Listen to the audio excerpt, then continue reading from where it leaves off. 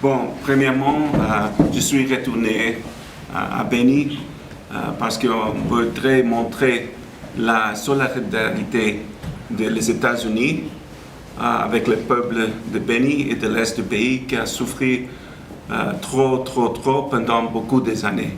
Je dois exprimer mes condoléances à les familles de victimes à cause de la dernière attaque hier soir des Daesh EDF. Comme vous savez, les États-Unis ont désigné les EDF un groupe terroriste associé avec Daesh, Beni. Et je dois aussi exprimer mes condoléances à la communauté musulmane ici à Beni qui a perdu des imams qui ont été assassinés.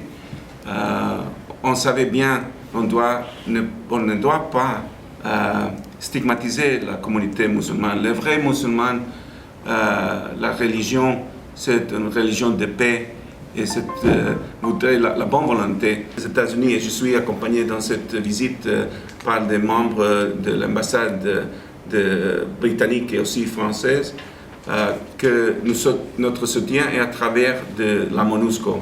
Notre contribution pour la situation de sécurité est à travers de la MONUSCO. La MONUSCO a suffisamment de ressources ici que les États-Unis soutiennent pour faire le combattre contre les ADF. Nous avons des complications pour faire plus de coopération avec les FARDC, comme j'avais dit avant, parce qu'il y a encore des généraux dans les FARDC qui sont sanctionnés.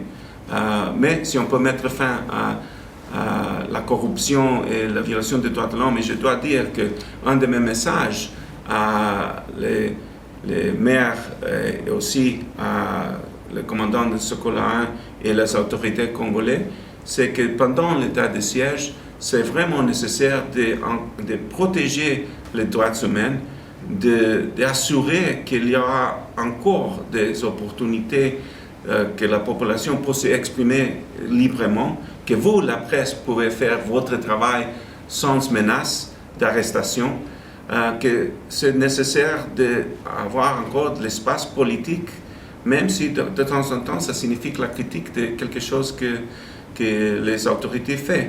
J'avais écouté qu'il y a quelques succès, mais il y a encore un grand défi. Il y a encore un grand défi. On l'a vu avec les attaques des ADF récemment, la bombe à l'église. Ils sont en train de changer leur tactique. C'est typique quand ils sont sous pression. Mais on doit continuer. On doit avoir de bon courage et détermination pour mettre fin à ce groupe terroriste.